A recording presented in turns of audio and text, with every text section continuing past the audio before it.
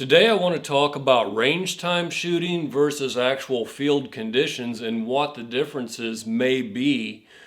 And I think by the time we get done, you'll see that they're actually pretty drastic. When I'm working on load development, I'm in this nice climate controlled room here. The temperature is perfect, there's no wind, there's no sun, the floor is nice and level. And I can really work on getting everything uniform every time. My tripod's going to be at the exact height I want. It's going to be the same distance from me that I want. My arm is going to be bent the same way. I'm going to acquire my grip the same way. Put my thumb pressure the same way. My other three fingers, I'm going to concentrate on those. And everything is focused back here on me and my scenario. The last thing I do is focus on the target because it's going to be a static target. It's going to be the same 1-inch red dot, same piece of paper, same piece of cardboard out there, same railroad ties to back it up. Everything is always the same. It's always the same distance away. I don't have to worry about the target. Now what happens when that changes out in the field? You're sitting here, you set up everything as best you can, but now there's a lot of variables when Mr. Big shows up, right? We don't know exactly where he's going to be, so a lot of questions come into your mind. I'll just go through a few of those. How far is he away? Is he a target animal? Do you for sure want to go ahead and attempt to take him? What's his demeanor? Is he already facing you? Did he already see you? How much time are you going to have? Is he going to come closer? Is he going to move into a shooting lane? All these things are now externally focused or target focused and not much back here. So I'll just speak for myself. The typical scenario would be is, there's a deer and I'm going to have my gun sitting on my lap or on the ground. Now I have to acquire that target while keeping my eyes on it. So it's going to be something like that. And I'm going to get down on it, and not much focus is going to be on any of this stuff that I originally talked about. It's going to be getting my crosshairs on that deer without him busting me, especially if he's in close. And then I can start to hopefully settle down and make some better decisions.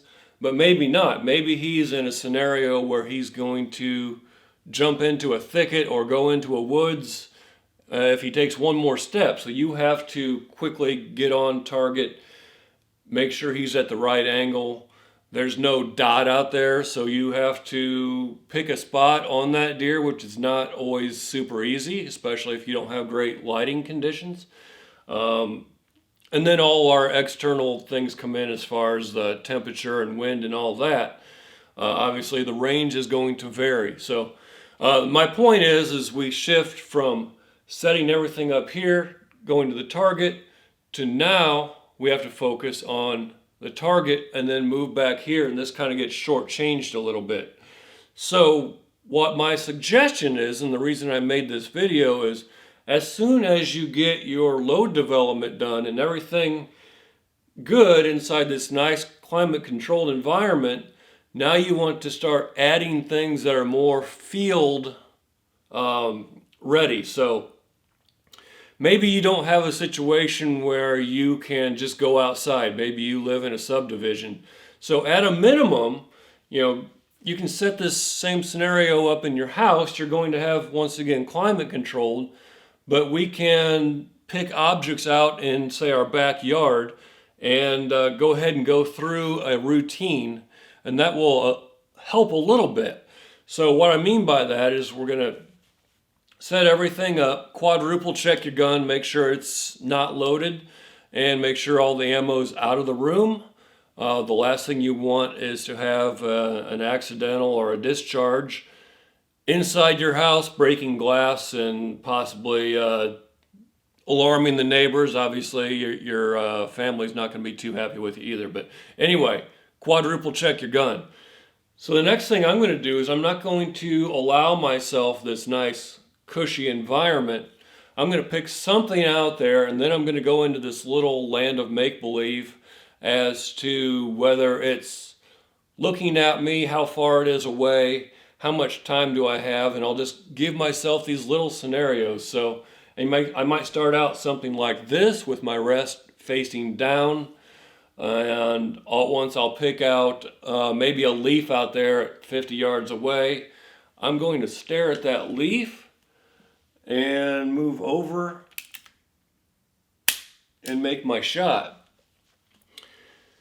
Now, when I did that, I'm not in my nice traditional posture here where I'm just laying back in the chair. I'm leaning clear out to the right and making the shot, so it changes things.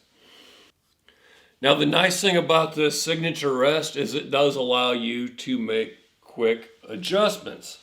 But let's say you have a better situation, you have a little bit of a piece of property like we have here.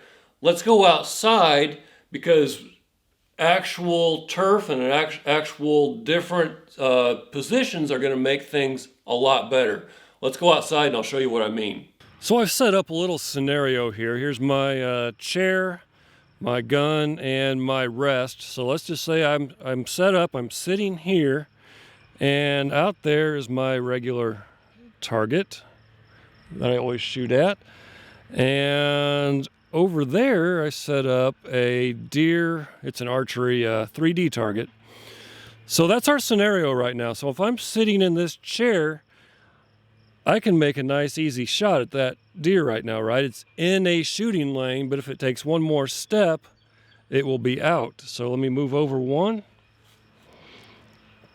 and get back down to my level. See, I can just see the back end of that deer now. So now I have to make a decision. Do I move my rest and everything over to the left so I can get on it? Or do I wait for that deer to show up in the next shooting lane, which is over here?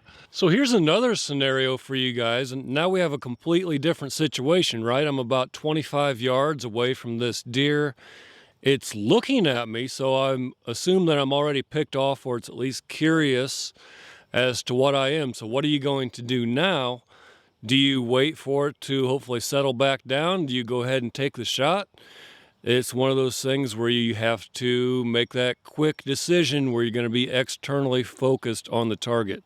Now, same thing here. I just moved straight backwards. Now I'm about 50 yards away. Again, the deer is looking at me, but now I have some different decisions to make. I don't think I'm going to get a better shooting lane because I have all this grass. So do I take that shot and arc one in there? I can't really see the vitals all that well, but it's some pretty thin grass. So do you go ahead and make that shot? Now, what about this scenario? I have a deer heading straight towards me. It's not focused on me. It sees something else that it's curious about or interested in. Do you make that frontal shot? Because most likely this deer is going to keep coming towards you and eventually spook. Here's another one I thought is interesting. We have the deer looking at us. We may have been busted, but we also have this tree just to the left. So do you wait for the deer to go behind the tree and go ahead and get your gun ready, or are you going to take that shot now? We have some pretty thick cover. Again, that grass is in the way, so it's not the best scenario. But if we look around, we may get a better shot once it moves over there into that position. I thought this was kind of an interesting angle because I don't have a lot of vitals showing, just a little bit there. So are you going to take this shot? It's about probably 18 yards away. The deer's looking away from you. Are you going to wait for it to present a better shot, walk a little bit farther away? I think that's what I would do here. Now you can see just the head of our deer. It's right out in there. What are you going to do now? It's some pretty thin grass, so you can tell about where the vitals are going to be. We're about 40 yards away. I think I'm going to have to pass on this shot because I can't really see the vitals well enough to put one down where I want to. I can really just see the head of that deer. And if I get up, if I stood up, now I can see the entire vital. So just a little bit of elevation change on my part, I could get a better shot at that deer. So do I stand up? It kind of depends on how much cover I have. This scenario right here, I don't have any cover around me, so I really can't do anything. But if I did have some cover, I can see I'm not going to get a better shot. Everything around me is about the same height as where the deer is standing now. So I'm going to have to stand up and make that shot, I think. So what you have to do in this scenario is just go ahead and stay seated, extend your tripod legs, get them into the highest possible position that you can, and then slowly ease up and make that shot. But again, you're going to have some cover. Right now I don't have cover in this particular situation, but you may in yours. So I hope some of these ideas help you guys to become externally focused. It's some drills that you can go through. Just put yourself in different scenarios. If this video was helpful to you, please like, please subscribe, please hit that bell, and leave a comment. I would love to hear from you guys. If you have questions or suggestions, leave a comment below. I appreciate it. Thanks a lot, and I will see you guys on the next one.